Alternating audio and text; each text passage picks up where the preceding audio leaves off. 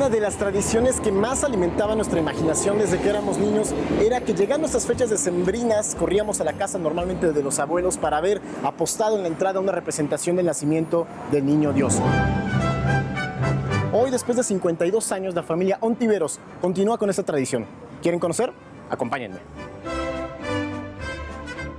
Como un resultado en conjunto de herreros, eléctricos y diseñadores, así surge este nacimiento, que por tradición, la familia Ontiveros ha montado por más de 5 décadas. Se calcula un mes y medio sobre el diseño y sobre la temática que se va a tomar en cada año es diferente. Cada año es diferente y se cambian todas las piezas.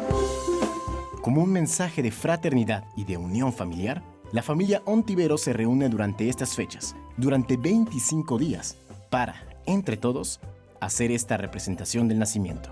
Una joya de la colonia militar Marte, Iztacalco, para el mundo. Ya cuando está toda la escenografía, todas las conexiones, las luces, las lonas, ya está toda la escenografía, el 31 de noviembre viene toda su familia, que ese es el objetivo primordial, que por eso conserva esa tradición para mantener unida a esta familia Ontiveros, y vienen de todas partes, ¿sí? Vienen de Alemania, de Acapulco. Podría pensarse que esta representación, por su tamaño, la cantidad de piezas exhibidas y su importancia para la Ciudad de México, tiene algún costo al público. Sin embargo, la entrada al patio de los Ontiveros es completamente gratis. Señor, y de todas las piezas que me platicaba, son más de 1000 las que se exhiben año con año. Así es. ¿Cuál es aquella que tiene como la historia, la anécdota más interesante, más antigüedad? Bueno, mira, ahorita que lo mencionas, había un niño Jesús que hizo un milagro, ¿sí?, a la mamá de la señora Ontiveros, y ella dijo, ya ese niño ya no sale, ¿sí?